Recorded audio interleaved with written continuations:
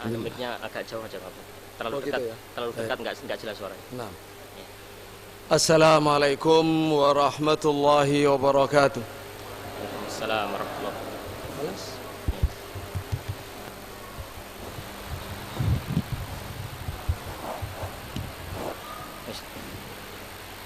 Bismillahirrahmanirrahim. Alhamdulillahi rabbil alamin. Asyhadu an la ilaha illallah wahdahu la syarikalah. Wa asyhadu anna sayyidana Muhammadan abduhu wa rasuluh. Ya ayyuhalladzina amanu taqullaha haqqa tuqatih wa la tamutunna illa wa antum muslimun. Allahumma salli wa sallim wa barik ala nabiyyika wa rasulika nabiyina Muhammad khatamin nabiyyin wa ala alihi at-tahirin wa khulafaihi ar-rasyidin wa sahabatihi ajma'in wa man tabi'ahum bi ihsanin ila yaumiddin, amma ba'd. Yang kami muliakan Al-Ustadz Aunur Rafiq Ghufran hafizahullah selaku pimpinan yayasan yang membawahi pesantren Al-Furqan Al-Islami ini, yang saya hormati para asatidzah yang berjuang mengajar, mendidik para santri di pesantren yang kita cintai ini, yang kami hormati para bapak pemimpin kita, Bapak Kapolsek dan bapak undangan sekalian, serta saudara-saudara, bapak ibu, rekan-rekan semua, santri, ikhwan dan akhwat yang mengikuti acara kita. Karena saya diberitahu yang mengikuti acara kita bukan hanya di ruangan ini, ada beberapa titik di kawasan pesantren ini. Marilah kita bersyukur kehadirat Allah Subhanahu wa taala yang atas pilihan Allah, atas hikmah dari Allah, kita dijadikan sebagai muslim, umat Nabi Muhammad sallallahu alaihi wasallam, umat dari Nabi teragung, dari agama yang paling lengkap, yang sempurna, yang terjaga, yang ajarannya kalau diterapkan menjadi rahmat bagi seluruh alam semesta, dan khusus untuk negeri kita kalau diterapkan, diamalkan di bumi ini, maka akan menjadi berkah bagi negara kita yang tercinta, negara Indonesia. Kita bersyukur kepada Allah Subhanahu wa taala atas nikmatnya kita bisa hadir di sini, semuanya berkumpul sebagai hamba Allah dengan statusnya masing-masing di dalam masyarakat, punya kedudukan macam-macam. Ada bapak polisi, ada bapak camat, ada bapak lurah, ada ketua RT, ada ustadz, kiai, santri. Semuanya adalah hamba Allah Subhanahu wa taala yang datang untuk tujuan yang sama insyaallah, yaitu menghadiri pengajian yang tema besarnya adalah menerangkan tentang satu ancaman besar yang mengancam bangsa kita dan negara kita, yaitu kelompok Syiah Rafidhah, Syiah Imamiyah.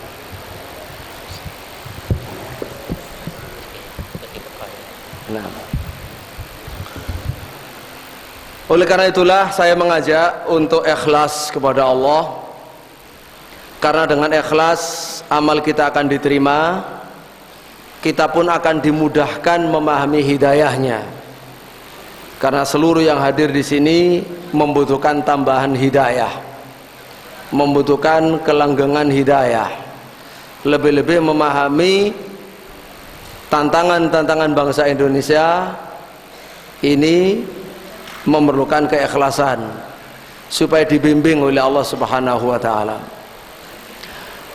Bapak Ibu dan ikhwan akhwat sekalian rahimakumullah, sebelum kita memasuki tema inti yang di tangan para hadirin semua sudah ada buku Majelis Ulama Indonesia Pusat, ya insya Allah nanti juga kita sebutkan ya, kalau santri tidak ya, untuk para undangan khususnya. Perlu kiranya ada ta'aruf ya, sedikit perkenalan supaya setelah itu kita enak membahasnya. Ya alhamdulillah kami datang kemari diundang oleh Ustadz Abu Ubaidah hafizahullah atas kebaikan beliau sehingga kita bisa bertemu di sini.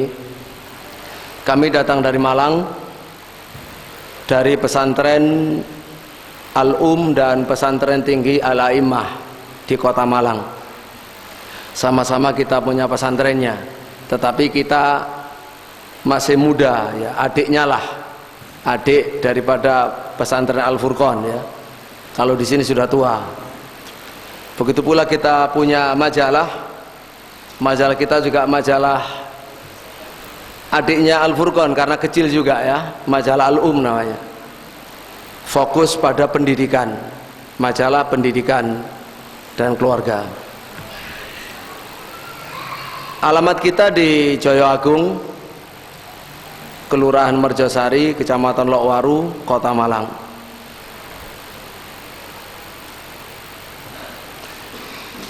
Saya berbicara tentang Syiah pada hari ini, ya insya Allah memiliki sedikit ilmu lah yang bisa kita bagikan. Saya termasuk anggota dari Dewan Syuro Aliansi Nasional Anti Syiah, juga anggota Dewan Pakar ISMI Malang Raya, Ketua Yayasan Bina Al-Mujtama, Mudir Pesantren Tinggi Al-A'immah, Pimret Majalah Al-Um. Kemudian ini ada hal yang baru, para santri mungkin nanti akan mengetahui, para ustadz juga. Kita membuat di Indonesia ini namanya Rabithah Hay'at Ta'limiyah wa Da'wiyah Al-Islamiyah Indonesia, yaitu kita mengadakan perkumpulan lembaga pendidikan dan dakwah Indonesia. Sudah 8 bulan umurnya. Insya Allah awal bulan Juni akan ada pertemuan yang keempat dan anggotanya akan diperluas, akan menjadi nasional nantinya. Nggih. Taib jamaah sekalian rahimahullah. Enggak apa-apa. Dia enggak apa. Taruh di bawah enggak apa. Sama taruh di bawah. Taib. Kemudian iya, terkait dengan ini kita juga punya namanya gensia.com. Ini khusus menangani masalah Syiah. Website khusus menangani Syiah. Gen Syiah ini bukan milik orang Syiah, tetapi menerangkan tentang Syiah.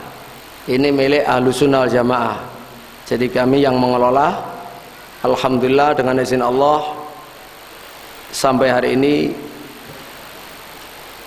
telah memberikan banyak informasi kepada masyarakat dengan informasi yang benar terkait dengan fitnah Syiah yang luar biasa, bahaya dan ganasnya. Kemudian bina masyarakat adalah milik yayasan kita. Bapak Ibu hadirin hadirat rahimakumullah, saya memulai dari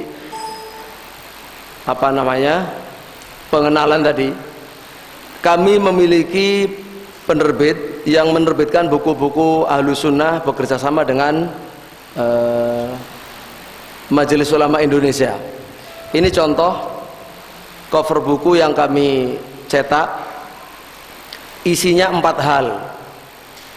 Pertama, fatwa Majelis Ulama Indonesia Provinsi Jawa Timur tentang sesatnya ajaran Syiah. Yang kedua, berisi surat edaran Kementerian Agama atau waktu itu Depak ya, Republik Indonesia tahun 1983 tentang bedanya Syiah dengan Ahlussunnah. Kemudian tentang fatwa Majelis Ulama Indonesia Pusat tahun 84 tentang keharusan mewaspadai Syiah karena memiliki perbedaan yang besar dan mengandung bahaya besar, sehingga menggunakan istilah harus mewaspadai. Itu fatwa resmi nasional tahun 84 dari Majelis Ulama Indonesia Pusat. Kemudian berisi yang keempat, peraturan gubernur Provinsi Jawa Timur nomor 55 tahun 2012 mengenai yaitu pengawasan aliran sesat. Bapak Gubernur yang sekarang ini hafizahullah telah mengukuhkan bahwa untuk menilai sesat tidaknya satu faham satu kelompok, kalau ini kaitannya dengan Islam ya, kita kaitannya dengan Islam, maka wajib mengacu kepada Majelis Ulama Indonesia.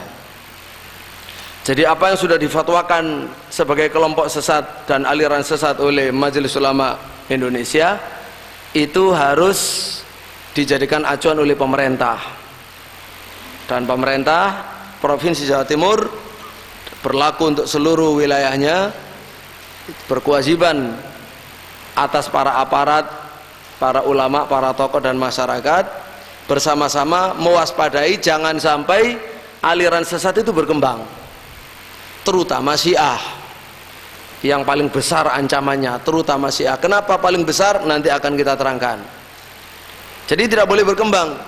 Makanya kalau ada orang Syiah, tokoh Syiah, pendatang Syiah, segera laporkan ke Majelis Ulama, kepada ustadz, kepada orang yang faham jalur, yang mengerti, untuk dilakukan antisipasi supaya tidak berkembang. Karena kalau berkembang di situ bahaya, itu bahaya yang berkembang, bukan Islam yang membawa rahmat yang berkembang, tetapi satu faham aliran yang menyimpang dari Islam namun atas nama Islam kemudian mengancam negeri ini gitu.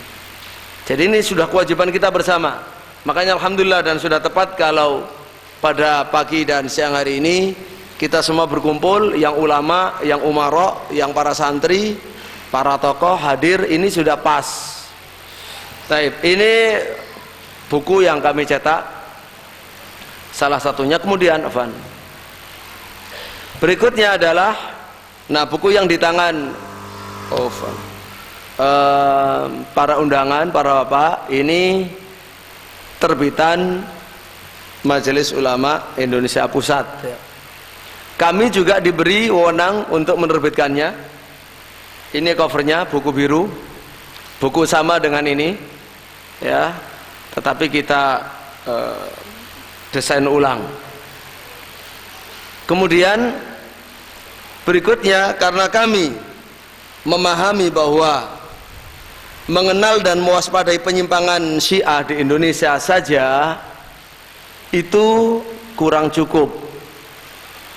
Mengenal dan mewaspadai saja kurang cukup. Kalau kita sudah mengenal Syiah, sudah mewaspadai Syiah, masih ada hal yang wajib kita pelajari, yaitu bagaimana cara menuntun Syiah ini ke jalan yang benar. Bagaimana menyadarkan orang-orang yang terpengaruh pikiran atau ajaran sesat Syiah ya, bisa kembali ke jalan yang benar. Maka kita tulis buku Menuntun Syiah ke Jalan yang Benar. Kemudian kita khususkan buku kecil Ahlul Bait dan Sahabat, Hak dan Kewajiban. Buku ini tujuan utamanya membuktikan kesesatan sekte Syiah dalam menolak sahabat dan kesesatan Syiah dalam mengklaim cinta Ahlul Bait. Tidak benar, karena sebenarnya kitalah Ahlu Sunnah lah yang pengikut sahabat dan Ahlul Bait, pencinta sahabat dan pecinta Ahlul Bait. Ini kita lengkapi dengan dua lampiran yang sangat penting, yaitu fatwa pendiri Nahdlatul Ulama Kiai Haji Hasyim Asy'ari rahimahullah dan sikap PP Muhammadiyah, sikap PP Muhammadiyah yang didirikan oleh Kiai Haji Ahmad Dahlan rahimahullah. Kemudian kita menerbitkan buku lagi, buku dari karangan guru saya dari Kuwait, kemudian saya terjemah, judulnya Khilafah dan Imamah, mengurai inti perbedaan sunnah Syiah. Jadi ada inti perbedaan, inti permasalahan, yaitu masalah khilafah, masalah imamah. Nah, ini perlu pembahasan detail. Di Indonesia perlu pembahasan detail, karena orang Syiah buku-bukunya sudah banyak dan detail, tetapi salah. Maka diperlukan adanya buku-buku dari Ahlus Sunnah yang detail pula membahas masalah ini, menjawab syubhat-syubhat. Kemudian kita lanjutkan dengan menulis buku Ahlul Bait, Al-Quran dan Ahlul Bait. Al-Quran dan Ahlul Bait ini mensyarah hadis Tsaqalain yang dijadikan sebagai pondasi agama Syiah. Apa itu Tsaqalain? Jadi kalau kita Ahlus Sunnah itu, kita mesti menghafal hadis Nabi SAW. Aku tinggalkan di tengah kalian dua perkara, kalian tidak akan sesat selama berpegang dengannya, yaitu Al-Quran dan sunnahku. Tapi kalau orang Syiah mengklaim bahwa hadis tersebut batil, yang benar adalah hadis Syiah, hadis yang mengatakan aku tinggalkan dua perkara, Al-Quran dan Ahlul Bait. Al-Quran dan Ahlul Bait, kalian tidak akan sesat selama berpegang dengan keduanya. Maka orang Syiah menulis banyak buku-buku, banyak sekali tentang hal ini, tentang Al-Quran dan Ahlul Bait. Oleh karena itulah saya menulis buku Al-Quran dan Ahlul Bait dalam rangka memberikan pemahaman yang benar dan membuktikan kelicikan orang-orang Syiah, yang itu bagian daripada bahayanya. Kenapa bahaya? Di antaranya karena licik. Nah, kalau ini buku saya dulu kaitannya dengan liberal ya, karena di Indonesia ini, di negeri ini, dua bahaya besar. Yang pertama orang Syiah, yang kedua adalah orang liberal. Itu merusak sendi-sendi agama dan bangsa ini, dan mereka ada titik temunya ya. Meskipun aliran sesat banyak, karena menurut Kemenak jumlah aliran sesat sekarang sudah 302 aliran. Berapa? 302 aliran yang terdaftar, yang tercatat maksudnya. Belum lagi kalau usaha orang-orang liberal itu berhasil. Apa itu? Sekarang sedang digodok, ada rancangan undang-undang perlindungan umat beragama.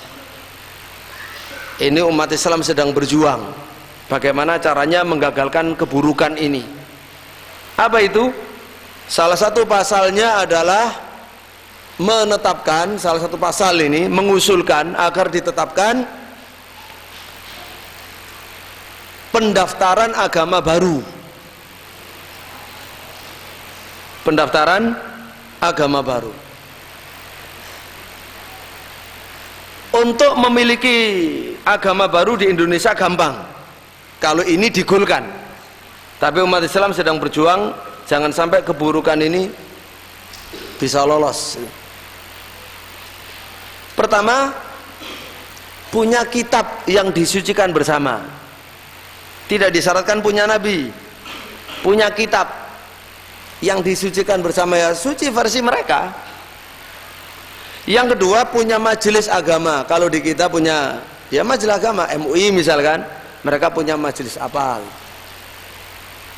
Yang ketiga, punya anggota minimal 10.000. Dengan 3 syarat terpenuhi, lolos, sudah masuk terdaftar sebagai agama sah di negeri ini dan dilayani segala keperluannya.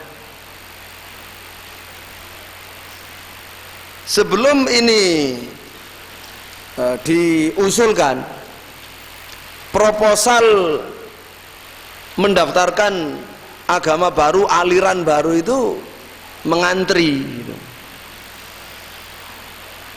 Ya, jadi tantangan kita memang berat. Oleh karena itulah diperlukan ilmu dan diperlukan bersama-sama. Bersama-sama tanpa ilmu ya repot, ya kan? Dengan ilmu tapi sendiri-sendiri ya repot. Diperlukan ilmu dan bersama-sama. Bersama-sama atas dasar ilmu. Karena itu saya katakan, kemudian mengenai Syiah tadi, Syiah di negeri kita ini, ya, atau secara umum Syiah itu kan macam-macam ya. Secara umum Syiah itu ada 4 dari sisi keyakinan utamanya. Ada Syiah yang mengatakan Ali itu Tuhan. Ini sudah punah lah. Mungkin ada pribadi-pribadi masih ada. Ini yang dulu dibakar hidup-hidup oleh Sayyidina Ali radhiyallahu anhu. Kelompok Sabaiyah yang dibakar. Karena Sabaiyah juga ada versi lain. Yang kedua yang mengatakan Ali adalah di atas Nabi Muhammad SAW. Ya, termasuk model begini ini sebenarnya yang mau jadi nabi itu, yang jadi nabi seharusnya Ali, tapi malaikat Jibril salah alamat. Ini namanya Syiah Hurabiyah. Syiah Hurabiyah, mereka berkeyakinan Nabi Muhammad dan Sayyidina Ali itu seperti 2 ekor gagak, saking miripnya sampai malaikat Jibril salah alamat gitu loh. Ya, sudah ini, wah itu luar biasa ekstrimnya, sudah kufurnya luar biasa, jelaslah, tidak perlu berdebat. Kemudian yang ketiga, Syiah yang mengatakan Ali adalah di atas seluruh sahabat, lebih utama dari sahabat, dari semua sahabat kecuali Abu Bakar dan Umar ya. Ini Syiah Zaidiyah, ini yang aslinya ada di Yaman, dan nanti akan kita terangkan, insyaallah kita singgung, karena itu juga yang dibahas di majalah Al-Furqan yang edisi kemarin. Nah, yang di Indonesia ini yang punya gerakan nasional di negeri kita ini, Syiah yang punya keyakinan utama Ali adalah imam maksum, kedudukannya sama dengan Nabi, dan para sahabat itu kafir. Atau dengan bahasa yang dipoles, para sahabat seperti Abu Bakar, Umar, Utsman itu hanyalah khalifah, tidak sah menjadi imam karena zalim, karena buruk, rusak, tidak layak menjadi sahabat Nabi yang menjadi panutan, jadi sahabat munafik. Itu keyakinan orang Syiah yang ada di Indonesia kita ini, yang karena itulah kenapa mengancam NKRI gitu. Baik, jamaah sekalian rahimahullah, ada 2 hal yang perlu saya sampaikan, karena yang hadir di sini ada umara, ada ulama dan santri. Berarti ada 2 kebutuhan. Pertama, kebutuhan untuk para santri. Sebenarnya setiap muslim itu santri. Kenapa? Karena kewajiban mencari ilmu sampai mati. Lah ngoten kinten-kinten ya Pak Kapolres, insyaallah nggih santri nggih. Santri, semuanya santri. Karena berkewajiban mencari ilmu sampai wafat untuk menghadap Allah Subhanahu wa taala. Yang tadi sudah Bapak Kapolres kita beliau sampaikan dan kita dengarkan bersama-sama. Semua akan menghadap Allah Subhanahu wa taala. Itulah yang saya sampaikan untuk kebutuhan pertama sebagai hamba Allah, agar di dunia ini bisa benar, di akhirat bisa selamat.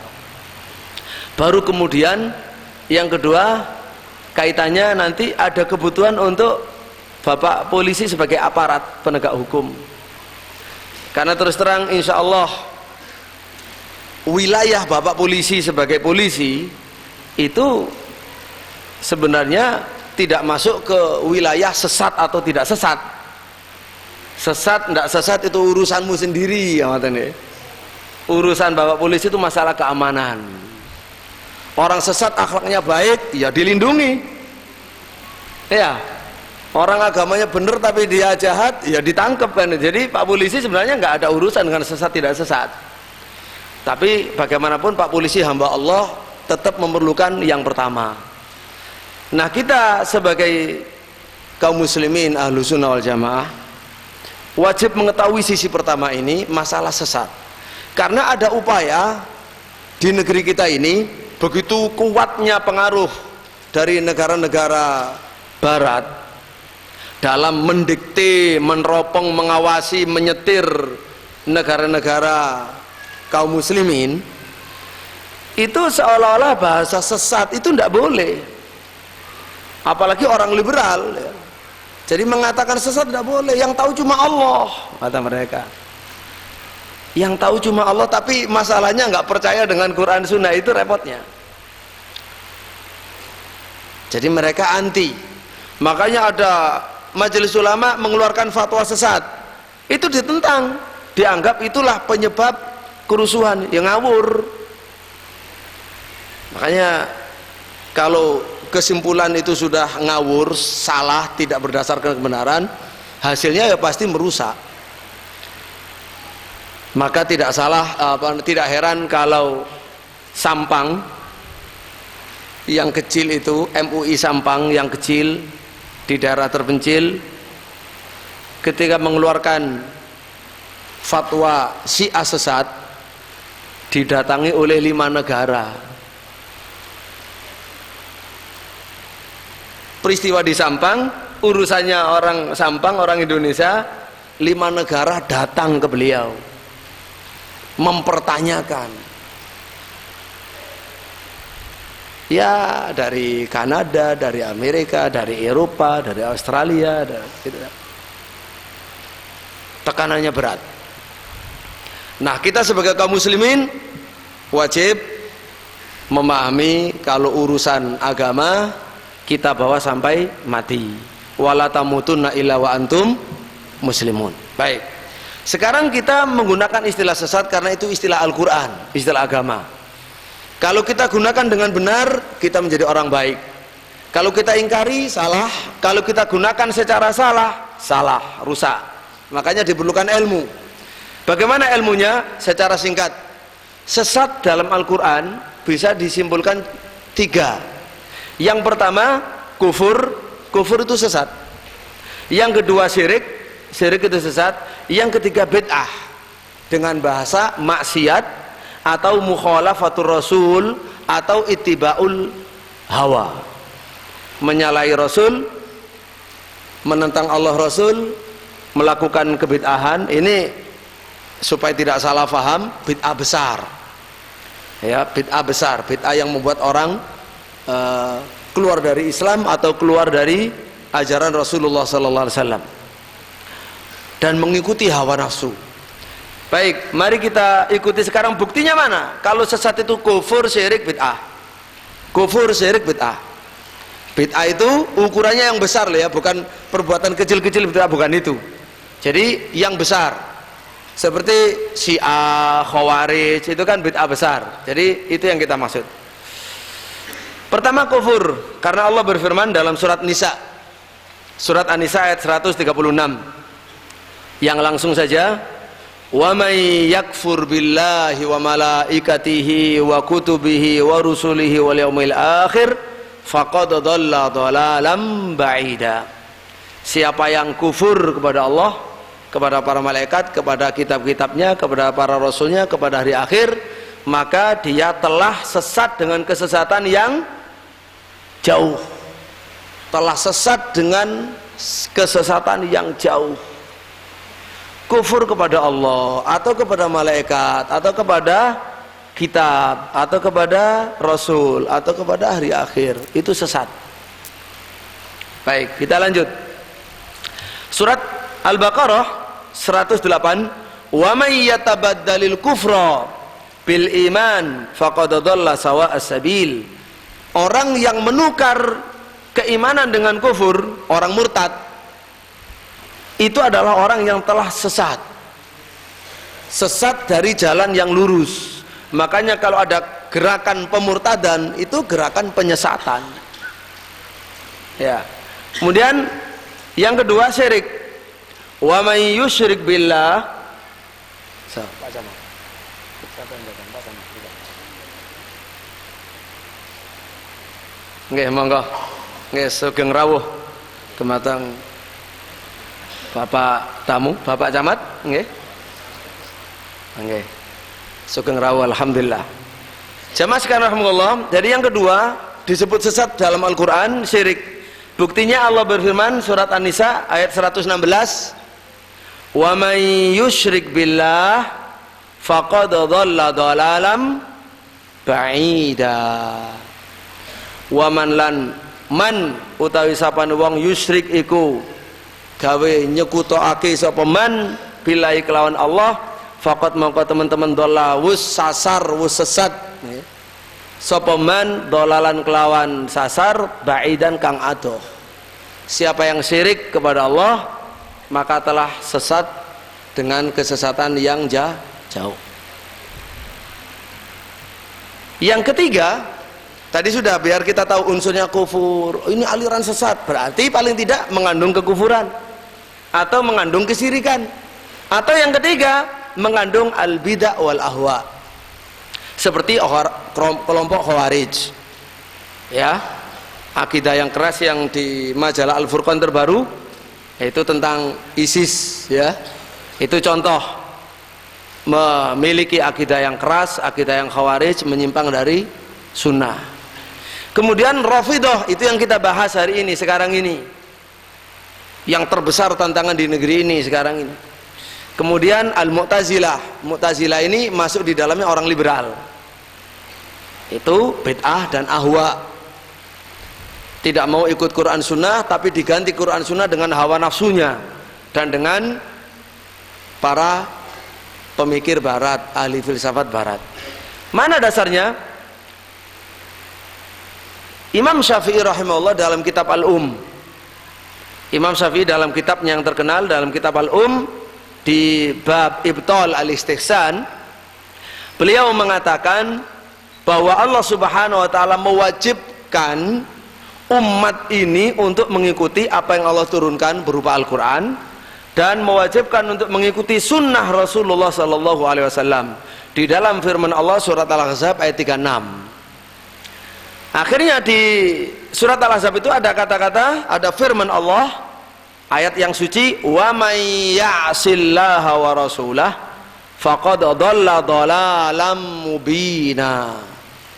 Siapa yang maksiat pada Allah dan Rasul, maksiat khusus, bukan seperti mencuri, ya, bukan seperti sekedar maksiat mencuri, bukan, atau korupsi, bukan. Ini maksiat yang terutama yang diagamakan, salah tapi diyakini sebagai agama, itulah bid'ah namanya. Kalau sekedar salah, misalkan mencuri maksiat tapi bukan bid'ah. Tapi ketika ada kelompok misalkan seperti NII KW9 yang mengajarkan bahwa selain kelompoknya, umat Islam di luar kelompoknya adalah orang kafir, hartanya adalah ghanimah dan fai', maka mencurinya halal, sehingga jamaahnya, anggotanya rebutan mencuri karena agama, ya, karena didorong faktor agama. Itu bid'ah. Itu termasuk ahlul ahwa. Nah, itu termasuk faktor kesesatan.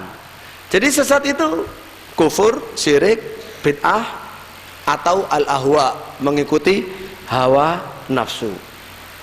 Jamaah sekalian rahimakumullah, kemudian Imam Syafi'i mengatakan, ketahuilah bahwa maksiat kepada Allah adalah meninggalkan perintah Allah, meninggalkan perintah Rasulnya. Dan Allah tidak menjadikan adanya satu kewajiban untuk umat ini kecuali cuma satu, ikut Rasulullah sallallahu alaihi wasallam. Itu kewajibannya. Kalau ikut yang lain ya menjadi bid'ah tadi. Makanya contohnya sekarang, mana di antara dalil kalau itu bid'ah atau ahwa? Allah berfirman dalam surat Al-An'am, Allah menyuruh nabinya untuk mendeklarasikan Qul, katakan Muhammad, la attabi'u ahwa'akum, aku tidak akan mengikut keinginan-keinginan kalian hai orang kafir. Kalau kita mengikuti keinginan orang kafir, bagaimana hukumnya? Kata Allah, Nabi diajari untuk mengatakannya qad dhalaltu idzan. Kalau aku ikut ahwa, keinginan kalian, maka aku menjadi sesat. Jadi ittiba'ul ahwa itu adalah sesat. Wa ma ana minal mutadin, dan tidak lagi aku menjadi orang yang mendapat hidayah. Nah, ini penting. Jadi istilah sesat itu istilah agama. Kalau diterapkan dengan benar, maka itulah jalan masuk surga. Kalau diingkari, pokoknya nggak mau. Yang mengatakan sesat tidak boleh, tidak tahu sesat kecuali Allah. Seperti orang liberal, dia telah sesat. Dia mengingkari istilah sesat, fatwa sesat, dia sendiri telah sesat, tidak paham dan tidak terasa. Dan menerapkan, menuduh orang lain sesat serampangan, ini aliran sesat, ini paham sesat, pondok ini sesat, tanpa ilmu, bahaya. Di akhirat bahaya, di dunia bahaya. Dan ini banyak di masyarakat gara-gara ketidaktahuan, kejahilan, atau gara-gara memang punya niatan yang buruk. Yang pertama disebut karena jahil, su'ul faham. Yang kedua karena niat yang jahat, itu su'ul qasad, karena maksudnya tidak baik. Yang benar adalah kita fahamnya benar, maksudnya benar, itulah orang yang benar. Ma'asyiral muslimin rahimakumullah, kita lanjutkan. Jadi dengan demikian maka Syiah Rafidhah plus ditambah lagi dengan yang liberal tadi adalah termasuk dolalan mubina atau dolalan ba'ida, merusak dan mengancam masyarakat, bahkan mengancam negara Republik Indonesia yang Sunni ini. Negeri kita negara Islam, negara Ahlussunnah wal Jamaah. Baik, sekarang sudah kita memasuki inti materi. Fakta Sunni Syiah di Indonesia. Khususnya ini sebagian saja ya, ini sebagian fakta tentang hubungan Sunni Syiah atau tentang fakta Syiah di lapangan. Pertama, ada surat edaran Depak tahun 83, itu menjadi fakta yang sebagai titik tolak, jangan dilupakan.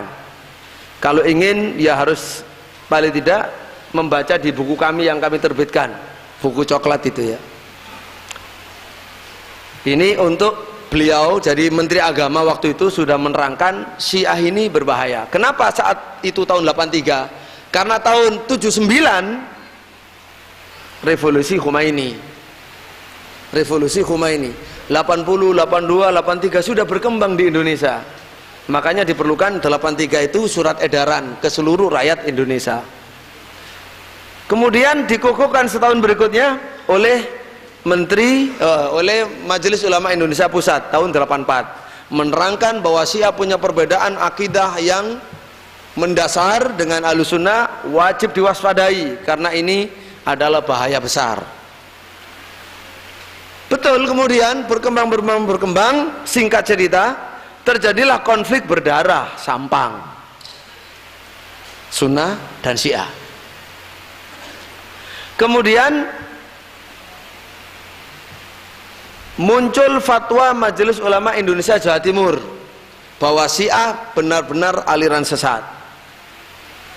Kemudian muncul peraturan Gubernur Jawa Timur nomor 55 tahun 2012 yang mengukuhkan fatwa MUI Jawa Timur tadi, dan ini mengawasi Syiah itu sudah tugas semua aparat di Jawa Timur dan seluruh ulama tokoh masyarakat Jawa Timur. Kemudian diantaranya saya tidak mengurut berdasarkan tanggal ya, hanya yang hadir saja dalam benak saya. Keenam, konflik Bangil. Nah ini di sini berarti bapak-bapak sekalian, saya mohon diperhatikan apa yang difatwakan oleh apa. Jadi nomor 1 surat edaran Depak, nomor 2 fatwa MUI Pusat, nomor 4 fatwa MUI Jatim ya, itu bisa diwakili di buku ini Di buku merah ini, buku MUI ini halaman 85 sampai halaman 87 tentang tabel penyimpangan ajaran Syiah dari ajaran Islam. Itu penting sekali. Nah, itu mewakili sudah ada 17 penyimpangan yang sempat dikumpulkan di buku ini dalam bentuk tabel. Kemudian mengenai konflik-konflik tadi, konflik-konflik, jadi termasuk fokus yang kita bicarakan di buku ini mulai 89 atau 90 tepatnya, potensi konflik Syiah dan Sunni di Indonesia, terus sampai akhir bab sampai nomor 116. Detailnya di sini. Saya tidak sempat menulis dalam PowerPoint. Jadi konflik Bangil itu berkali-kali. Sunnah Syiah. Sunnah Syiah.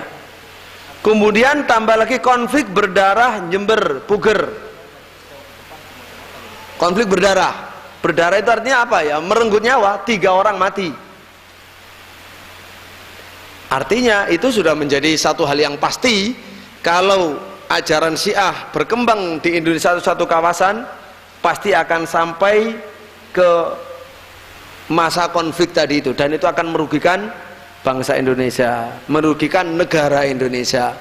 Masyarakatnya ribut, tidak bisa bersatu, tidak bisa membangun gara-gara ajaran sesat.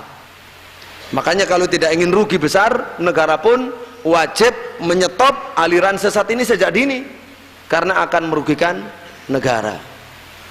Jadi semua punya kepentingan untuk menghentikan penyebaran faham sesat, aliran sesat, gerakan sesat Syiah. Ini sebentar, apa ini?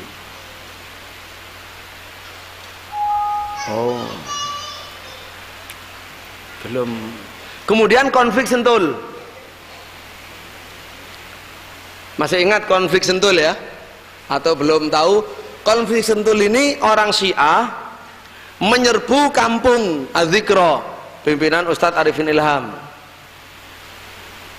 Orang Syiah menyerbu kampung Ahlussunnah, berani, agresif, dan pelakunya diantaranya adalah Syiah Surabaya.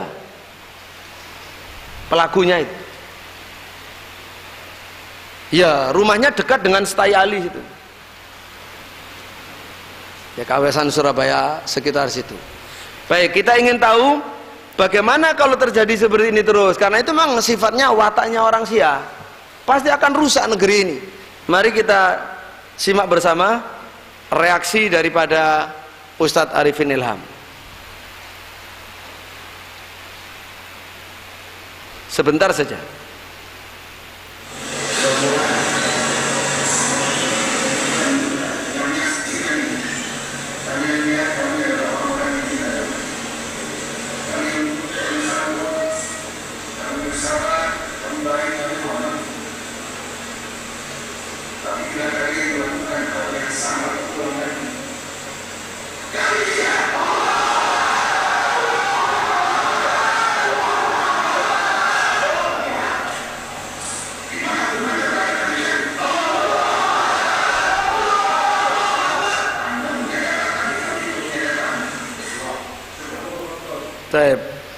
Sudah ya, ini bagi yang belum tahu, yang sudah tahu ya alhamdulillah.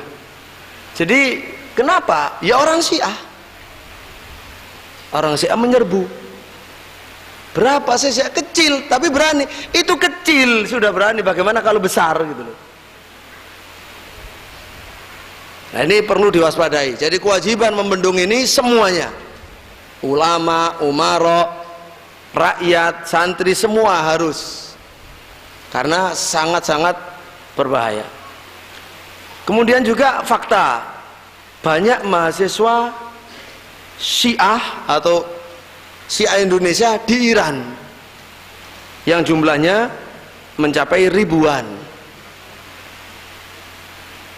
Ya, menurut laporan dari teman-teman yang investigasi, dulu 5.000, kemudian 7.000, bahkan ada yang mengatakan lebih dari itu. Ini berbahaya. Kalau pulang ya jadi pemimpin. Karena mereka sekolah S2, S3 di sana, di semua disiplin ilmu. Nanti pulang akan punya yayasan, menjadi ustadz, menjadi ketua ormas, menjadi DPR, menjadi menteri, menjadi pengusaha. Kita bisa bayangkan apa yang menimpa luar negeri bisa terjadi.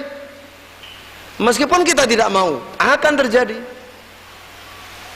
Oleh karena itulah, kalau betul kita tidak mau, mulai sekarang jangan menunggu besar.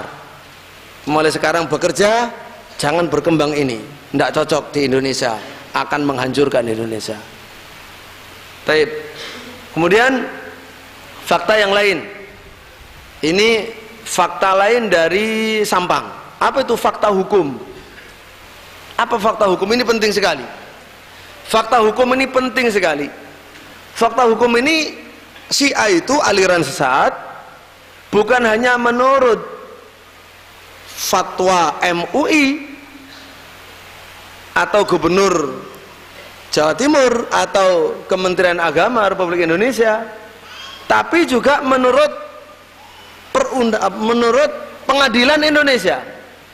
Jadi kasus Tajul Muluk sudah divonis bersalah, diganjar 2 tahun penjara karena mengajarkan aliran sesat. Salah satunya adalah mengajarkan kalau Quran Mushaf Utsmani yang ada di tangan umat Islam ini diyakini oleh mereka sudah tidak asli, karena Quran yang asli sedang dibawa sama Imam Mahdi pergi. Gara-gara itu maka diganjar 2 tahun penjara di Pengadilan Negeri Sampang. Tidak terima, naik banding Pengadilan Tinggi di Surabaya, ditambahi lagi, diganjar 2 tahun lagi menjadi 4 tahun penjara karena tidak terima, ya kan? Semakin dikukuhkan. Ini fakta hukum. Tidak terima lagi, naik ke pusat, ke Mahkamah Agung, minta kasasi. Setelah diteliti, dilihat, dibenarkan keputusan Jawa Timur, sudah benar, ditolak permintaannya. Sudah menjadi fakta hukum. Ini jangan dilupakan, kita mudah lupa. Ini modal penting. Jadi menurut fatwa ulama, menurut Departemen Agama yang itu mewakili pemerintah, dan menurut Pengadilan Indonesia, karena itu kekuatan dari hukum ini sudah ingkrah, sudah, ya. Jadi sudah punya kekuatan hukum tetap dan pasti, karena sudah contohnya seperti ini. Jadi ini sudah ingkrah, ya, sudah punya kekuatan hukum yang pasti.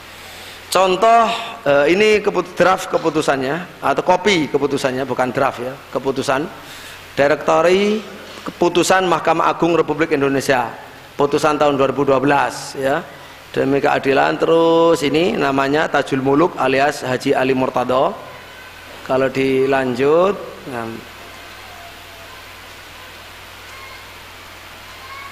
terus ini, jadi yang bersangkutan Tajul Muluk itu menyebarkan bahwa Quran sudah tidak asli dengan istilah akidah tahrif Al-Quran, ya, akidah tahrif Al-Quran. Itu akidah yang pertama. Di samping akidah-akidah lain ada belasan akidah.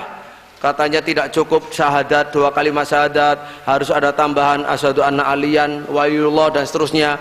Terus, ya, wajibnya mengkafirkan sahabat, wajib berbohong, bertakiyah, rukun Islam, rukun imannya berbeda, ya kan? Rukun imannya ini rukun ada 5, rukun Islamnya juga 5, bahkan kalau dikumpulkan terbanyak ada 8, ya, ada 8, antara 5 dan 8 itu. Kemudian jihad dijalani dengan harta, jiwa, raga, bahkan nyawa, dengan model mereka, ya. Kemudian al-walayah, al-fida, ar-roja'ah, semuanya ditulis. Jadi ini sudah putusan Mahkamah Agung. Ini fakta hukum tentang Syiah di Indonesia, kita harus ingat itu. Kemudian berikutnya fakta hukum lagi yang jarang diungkap. Kemarin ini